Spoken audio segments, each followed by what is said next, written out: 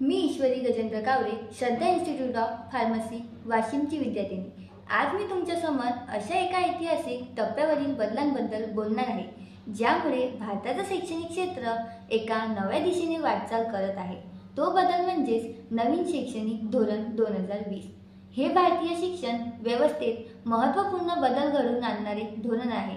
या धोरणाचा उद्देश शिक्षण प्रणालीचा अधिक समावेश, लवचिक आणि गुणवत्तापूर्वक बनवणे आहे। मित्रांनो, भारताचं शेवटचं राष्ट्रीय शैक्षणिक धोरण हे 1986 मध्ये ठरवण्यात आलं होतं। त्यानंतर तब्बल 34 वर्षांनी म्हणजेच 29 जुलै 2020 रोजी भारत सरकारने एका नवीन व्यापक आणि दूरदर्शी धोरण जाहीर केलं, जे शिक्षण क्षेत्राला अधिक व्यापक, समतोल आणि कौशल्याधारित बनवणार आहे। शिक्षण हे केवळ ज्ञान मिळवण्याचे साधन नाही, तर ते समाजाच्या सर्वांगीण विकासाचे मुख्य आधारस्तंभ आहे। या युक्तीनुसार नवीन राष्ट्रीय शैक्षणिक धोरण 2020 विद्यार्थ्यांच्या सर्वांगीण विकासावर भर देत आहे।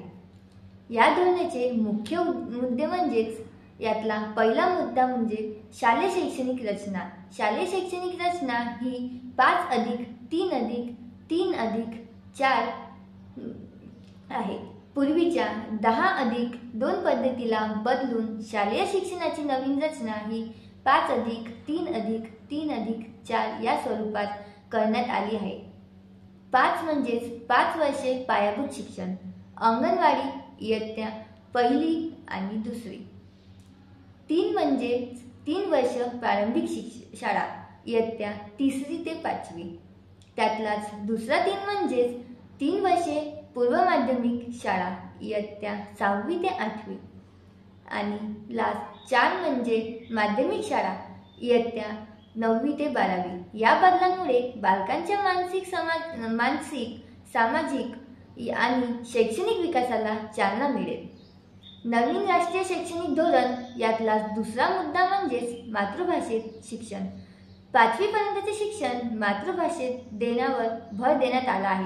यामुळे विद्यार्थ्यांना त्यांच्या भाषिक आणि सांस्कृतिक ओळखीचा आदर राखता येईल। नवीन राष्ट्रीय शैक्षणिक धोरण यातला तिसरा मुद्दा म्हणजे कौशल्याधारित शिक्षण। 6व्या इयत्तेनुसार कौशल्याधारित शिक्षणाचा समावेश करण्यात आला आहे।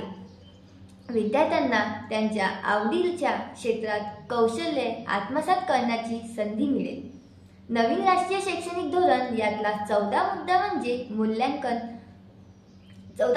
मूल्यांकन पद्धतीची सुधारणा।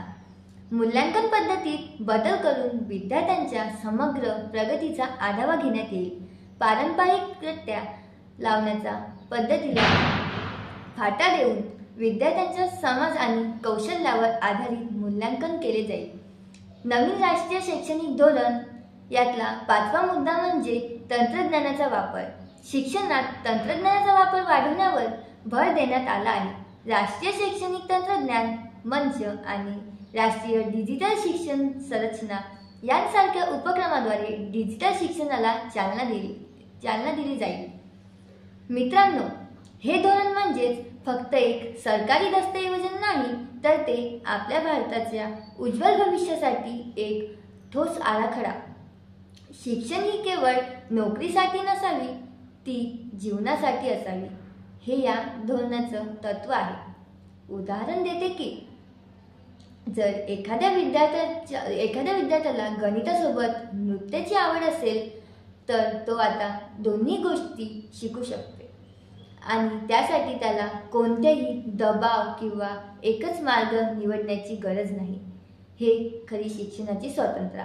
शेवटी एकच सांगेल, शिक्षण म्हणजे जीवनाला तयार करणं, केवळ परीक्षांसाठी नव्हे।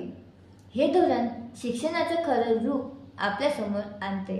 चला तर आपण सर्वांनी हे धोरण केवळ समजून न घेता त्याचं स्वागत करूया, कारण हे धोरण नाही तर आपल्या देशाच्या भविष्याची नवीन एक सुरुवात आहे। धन्यवाद।